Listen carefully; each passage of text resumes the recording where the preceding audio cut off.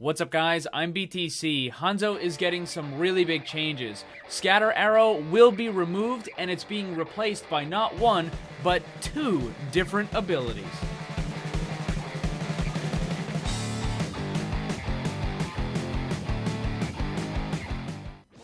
We're gonna get to Hanzo in just a second, but first I need to clear up some bad info that Blizzard gave us in the patch notes yesterday. So this is in regard to Sombra, her Opportunist, which is her passive ability.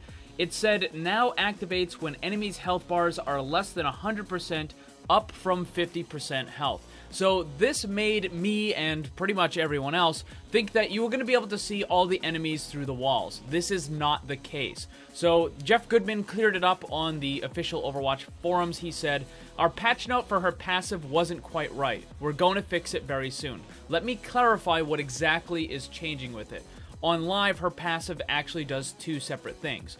One, it lets you see enemies through walls if they are less than half health, and two, it lets you see the enemy health bars above their heads if they are less than half health, regardless of if you had damaged them or not. We're changing number 2 so that she can see health bars if they are injured at all, but number 1, wall hack, still requires less than 50% health to trigger. This allows her to have more information once she gets behind her enemies to plan the best way to attack. If you notice, this is also something Mercy gets when using Valkyrie, and they both work the same way now.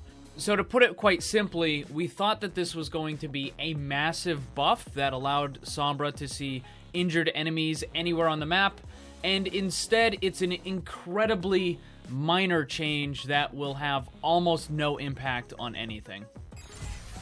Alright, let's get down to business and talk about the Hanzos.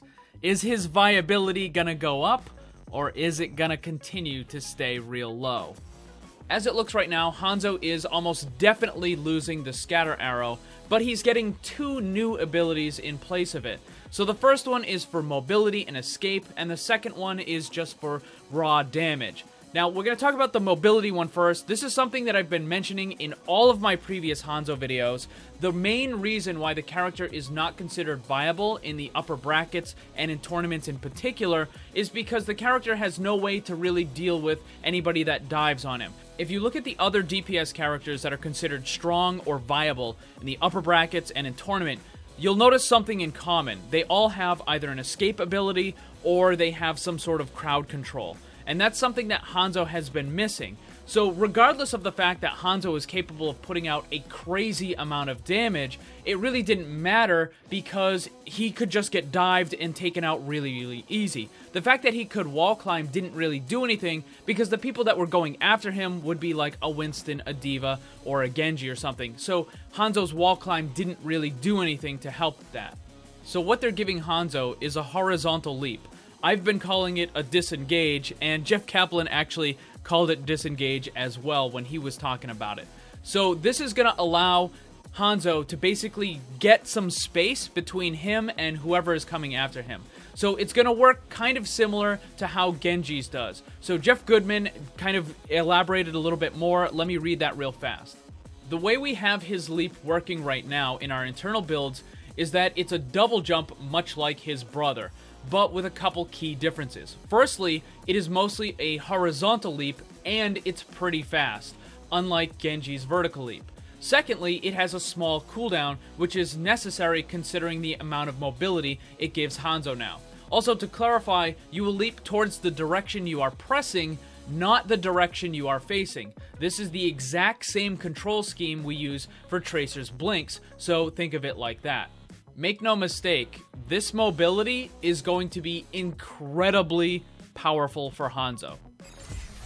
His other new ability is strictly for damage, and it's more of a direct replacement of Scatter. So let me read that. It says, for his new ability called Volley, we're still iterating on it. For example, we've already changed the number of arrows fired from 5 to 6 and lowered the damage per arrow. Currently, it lasts up to 6 seconds and allows you to fire about 3 arrows per second, up to 6 total. Each arrow fires at full power, but deals only 80 damage instead of his normal 125. There is no charge time while in this mode. If you hold the button down, you will fire the arrows in full auto mode. Now I know some people are going to be upset about losing the Scatter Arrow, but this new volley ability is way better than the scatter will be. First of all, it removes all of the randomness of the ability altogether.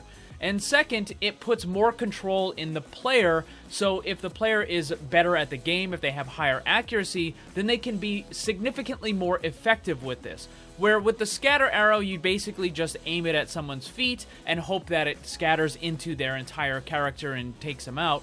With volley, however, the player's skill decides where every single one of those arrows goes. So let me explain this a little bit more. When he says that each arrow fires at full power, he's talking about the speed and the distance that it will travel, not the damage that it can deal, because the damage for every arrow has been reduced from 125 to 80. Now, this is a pretty significant reduction in the damage for each of those arrows, but the ability itself can still do a tremendous amount of damage. How much are we talking? Well, if every single one of those 6 arrows is a body shot, we're talking 480 damage. If every one of those 6 arrows is a headshot, that's 960 damage. Keep in mind, of course, that 960 damage would require 6 consecutive headshots, and even the best players in the world have a hard time doing that. Overall, the volley damage is going to be a lot more spread out and a lot more controlled than the scatter. Rather than just putting a truckload of damage into one particular enemy, you can now have a much more controlled amount of high burst damage among multiple enemy players. These two changes, I think, have the potential to bring Hanzo up to the point where he is actually comparable with other DPS like Soldier 76 and McCree. He's not going to be useful in all of the exact same situations because obviously their kits are a little bit different, but Hanzo is no longer going to be just kind of a bad version of other DPS. The extra mobility combined with the controlled burst damage from volley is going to be just crazy powerful, and I wouldn't be surprised at all if we see Hanzo actually make it into the meta for the first time ever. We can expect to see these changes on the PTR within the next 2 weeks. What do you guys think about all of this? Let me know down in the comments. Also, don't forget to check out my Discord server. Follow me on Twitch and Twitter. The links for that stuff is down below. Thanks for watching. Remember, always blame the controller because it's never your fault. Also, special thanks to all my Patreon supporters for helping to make this all possible. If you'd like to see what kind of cool rewards you can get for supporting the channel, check the links on screen and down below.